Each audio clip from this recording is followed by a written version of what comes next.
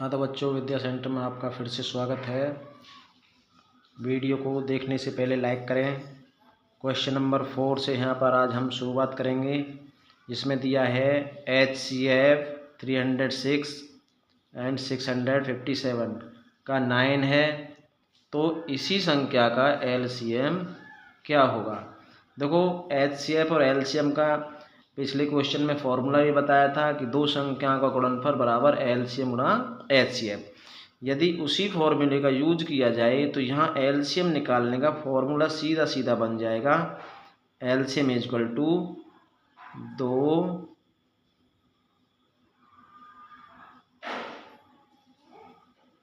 दो संख्याओं का गुणनफल अपॉन LCM। मतलब हमारी जो दो संख्याएं हैं 306 और गुणा में बटे HCF आएगा, HCF। यहाँ पर दो संख्याएं हमारी हैं 306 और 657, और इनका जो HCF है यानी फॉर्मूले के अकॉर्डिंग HCF डिवाइड में आया है। अगर HCF निकालना है तो LCM डिवाइड में आएगा। फॉर्मूला यही काम करेगा जब दो संख्याएं दे रखी होंगी तब। तो HCF इनका 9 है। 9 से जब HCF 9 है तो 9 से दोनों में से किसी नंबर को हम काट सकते हैं। दोनों में से किसी को काट दें, इसको 9 से काट देंगे तो 9 7 जा 63, 2 यहाँ बचेंगे 27 और 9 3 जा 27। हमारा यहाँ पर आएगा 306 मल्टीप्लाई 73। अब इनकी यहाँ पर मल्टीप्लाई किए देते हैं 306 की 73 में, तो हमारा आंसर आ जाएगा 6 3 18 का 8 कैरी 1 3 0 0 और 1 1 3 3 जा 9, ये 0 लगा लेंगे। 7 6 जा 42 का 2 कैरी 4 7 0 0 और 4 4 और 7 3 जा 21। तो यहाँ पर इसको ऐड कर देंगे 8 2 और 1 3 9 4 13 का 3 कैरी 1 1 और 1 2 और यहाँ 2। तो आंसर LCM निकल के आ जाएगा 22,338। तो ये क्वेश्चन पूरा हो चुका है। अब हम दूसरा क्वेश्चन लेंगे। यहाँ पर दूसरा क्वेश्चन है, व्याख्या कीजिए कि 7 गुणा 11 गुणा 13 प्लस 13 और 7 गुणा 6 गुणा 5 गुणा 4 गुणा 2 गुणा 1 गुणा प्लस 5 भाज्य संख्याएं हैं। तो भाज्य संख्याएं कैसी होती हैं? भाज्य संख्याएं ऐसी होती हैं कि जिनके 2 से ज़्यादा गुणनखंड हो जाए उनको हम भाज्य संख्या कहते हैं। यानी जो अभाज्य हैं उनको छोड़कर बाकी सब संख्या भाज्य हैं। इनमें एक को और छोड़ देंगे हम। प्राइम नंबर पढ़े होंगे आपने, तो जो प्राइम नंबर नहीं होते हैं वो कंपोजिट यानी भाज्य होते हैं। अब हम इसको निकालें तो सबसे पहले 7 मल्टीप्लाई 11 मल्टीप्लाई 13 प्लस 13। हमारा यहाँ पर क्वेश्चन है, यहाँ हम 13 कॉमन ले लेंगे तो हमारा 7 मल्टीप्लाई 11 प्लस 1 आएगा, क्योंकि 13 यहाँ से और 13 यहाँ से कॉमन आ गया। अब इसको सोल्व करेंगे। 13 7 11 जा 77 प्लस 1, तो 13 मल्टीप्लाई ये हो जाएंगे 78। अब दो नंबर तो यहाँ पर मल्टीप्लाई में आ चुके हैं और 1 सभी का मल्टीपल होता है। 1 सभी का होता है तो हम यहाँ 1 लगा देंगे। तो यहाँ पर 1 2 और 3 गुणनखंड आ गए इसके, तो इसका मतलब ये भाज्य है। ठीक है, तो लिख देंगे यहाँ 2 से अधिक गुणनखंड हैं, इस प्रकार यह भाज्य हैं। ऐसे ही नंबर दूसरे वाले को हम सोल्व कर लेंगे। 7 multiply 6 multiply 5 multiply 4 multiply 2 multiply 1 plus 5। यहाँ देखो 5 है, यहाँ भी 5 है, दोनों जगह से 5 कॉमन ले लेंगे।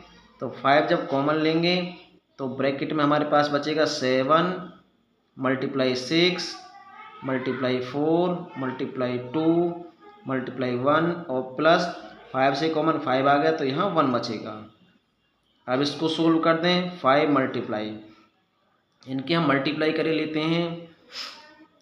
7 6 जा 42 और 4 2 जा 8, 8 2 जा 16 का 6 कैरी 1, 8 4 जा 32 और 1 33। तो हमारा यहाँ आंसर आ जाएगा 336 प्लस 1 और है यहाँ पर, तो इसको अगर 1 को प्लस कर दिया जाए तो 5 मल्टीप्लाई 337 यहाँ हो जाता है। अब मैंने पहले ही बताया था कि 1 सबका मल्टीपल होता है, यानी सबका, तो इसमें हम 1 लगा सकते हैं, ठीक है। 1 सबका फैक्टर होता है, सॉरी, तो फैक्टर होता है 1 सबका। तो यहाँ पर हमारे पास 1 2 और 3 यहाँ पर नंबर्स आ गए इस फैक्टर के, तो यह भी भाज्य है। अब यहाँ लिख देंगे, लिखेंगे इनमें 2 से अधिक गुणनखंड हैं, इस प्रकार यह भाज्य है। क्लियर। अब ये क्वेश्चन भी कंप्लीट हो चुका है। अब क्वेश्चन नेक्स्ट पर चलते हैं हम। अब हम क्वेश्चन नंबर 5 की तरफ चलते हैं, जिसमें लिखा हुआ है जांच कीजिए कि क्या किसी प्राकृत संख्या n के लिए संख्या 6 की घात n अंक 0 पर समाप्त हो सकता है। इसका मतलब अगर हम 6 की घात कुछ भी रख दें तो वहाँ 0 आएगा, इकाइक अंक, या नहीं आएगा। देखो, अगर 6 की घात हम 2 कर दें तो ये 36 होता है, इसका इकाइक 6 आ गया। 6 की घात 3 रख दें तो इसका 216 होता है, इकाइक अंक 6 ही आएगा। तो 6 की कितनी भी पावर कर लें, कितनी भी घात कर लें, उसका अंक इकाई का 6 ही आता है। अब इसको हम सोल्व कैसे करते हैं?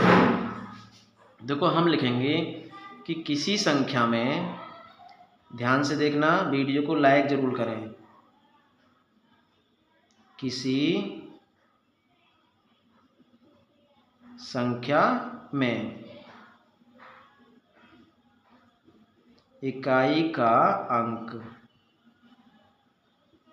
0 होने के लिए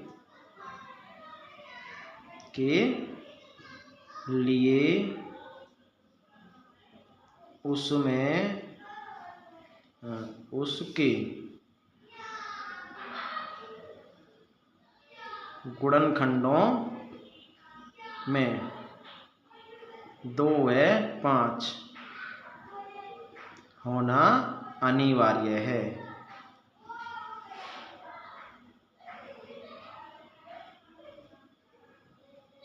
मतलब कि जब किसी संख्या के हम गुणनखंड करेंगे और उसमें 2 और 5 आते हैं तो उसके इकाइक अंक 0 हमेशा रहेगा। अब यहाँ देखेंगे कि यदि ये संख्या 6 है, देखेंगे, परंतु 6 के गुणनखंडों में 2 गुणा 3 इसका गुणनखंड आएगा, 6 का। गुणनखंडों में 2 तो है लेकिन 5 नहीं आया, में 2 तो है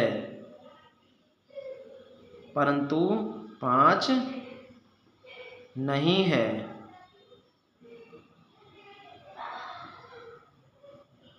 इसलिए 6 की घात n अंक 0 पर समाप्त नहीं हो सकता है। मैंने पहले ही समझा दिया था, यदि 6 की कितनी भी घात हम लगाएं और उनकी मल्टीप्लाई करें तो एंड में 6 ही आएगा, लास्ट का डिजिट 6 ही आता चला जाएगा, 0 नहीं आएगा। यदि किसी संख्या के अगर हम गुणनखंड करें या गुणनखंड दे रखे हों और उसमें 2 और 5 हों तो उसमें इकाई का अंक हमेशा 0 आएगा। अब हम यहाँ एक्सरसाइज के अंतिम क्वेश्चन की तरफ चलते हैं। क्वेश्चन नंबर 7 है, लिखा है किसी खेल के मैदान के चारों ओर एक वृत्ताकार पथ है। इस मैदान का चक्कर लगाने में सानिया को 18 मिनट लगते हैं, जबकि इसी मैदान का एक चक्कर लगाने में रवि को 12 मिनट लगते हैं। मान लीजिए वे दोनों एक ही स्थान पर हों और एक ही समय पर चलना प्रारंभ करें, एक ही दिशा में चलते हैं, तो कितने समय बाद पुनः प्रारंभिक स्थान पर मिलेंगे। देखो ये एक वृत्ताकार अगर पथ हुआ तो दोनों यहाँ से चलना प्रारंभ हो, यानी यहाँ से दौड़ लगा रहे हैं, तो सोनिया इस पथ को 18 मिनट में पूरा कर देती है, 18 मिनट में, और जो रवि है वो 12 मिनट लेता है पूरा करने में, मतलब जो रवि है वो 12 मिनट लेता है। इसका मतलब रवि ज़्यादा तेज़ भाग रहा है, सोनिया कम तेज़ भाग रही है। तो रवि 12 मिनट में यानी जल्दी पूरा कर देगा, तो सोनिया पीछे रह जाएगी। रवि 2 चक्कर खा देगा, 3 खा लेगा, यानी कितने खाएगा। ऐसी प्रक्रिया में इस क्वेश्चन को निकालने के लिए हम इनका एलसीएम निकालते हैं। लिखेंगे कि यहाँ पर संख्या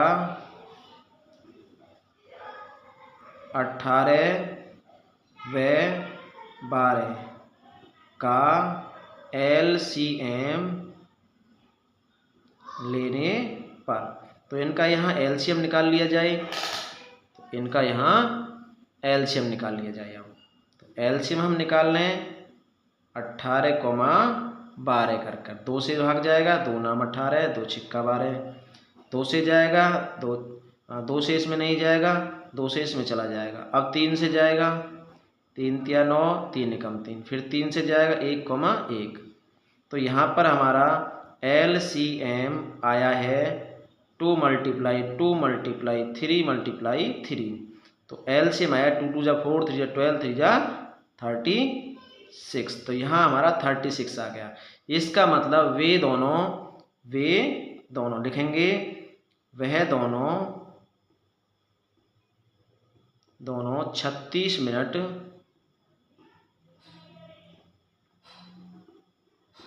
बाद